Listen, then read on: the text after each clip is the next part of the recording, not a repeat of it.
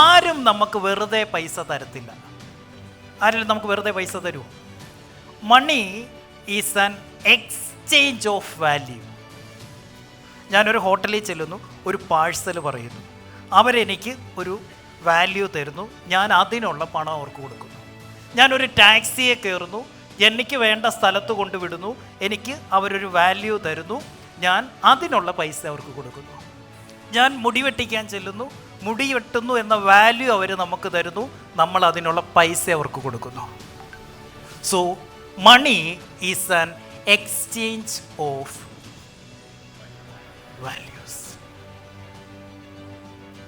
നിങ്ങൾക്ക് കാശ് കിട്ടുന്നില്ല എങ്കിൽ അതിൻ്റെ അർത്ഥം എന്താ? You are not giving value. You are not giving enough value.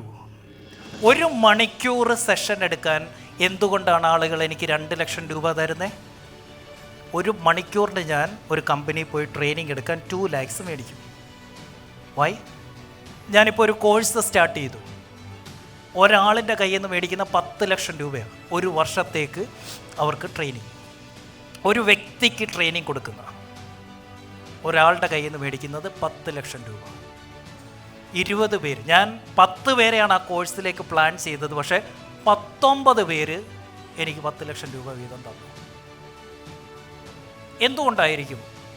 മാസത്തിൽ 2 ദിവസമേ ഞാൻ അവരെ കാണൂ. അതായത് 24 ക്ലാസ് ഞാൻ ഒരു വർഷത്തിൽ അവർക്ക് എടുക്കും. അതിനാണ് അവരെനിക്ക് 10 ലക്ഷം രൂപ ഒരാൾ വീതം തരുന്നത്. എന്തായിരിക്കും കാരണം? Because I am giving that value. So if you need money, you have to exchange value. ഒരു കമ്പനിയിൽ, എൻ്റെ കമ്പനിയിൽ ഒരാൾക്ക് 20,000 രൂപ സാലറി, എൻ്റെ സെയിൽസുകാരുടെ കാര്യം പറയാം, ഞാൻ പേര് പറയുന്നില്ല. ഒരാൾ മേടിക്കുന്നത് 30,000, 30,000 രൂപ സാലറി മേടിക്കുന്ന ആളുണ്ട്. അതേ കമ്പനിയിൽ തന്നെ അതേ പ്രൊഡക്റ്റ് വിൽക്കുന്ന മറ്റൊരാൾ 3 ലക്ഷം രൂപ മേടിക്കുന്നുണ്ട്. ആണോ സാറല്ലേ? ഒരാൾ 30,000, ഒരാൾ 3 ലക്ഷവും. ഒരേ കമ്പനിയിലല്ലേ ജോലി? ഒരേ ജോലിയല്ലേ? പിന്നെന്താ വ്യത്യാസം? ഒരാൾ 30,000 വാല്യൂ തരുന്നുള്ളൂ, ഒരാൾ 3 ലക്ഷത്തിൻ്റെ വാല്യൂ തരുന്നു. So money is an exchange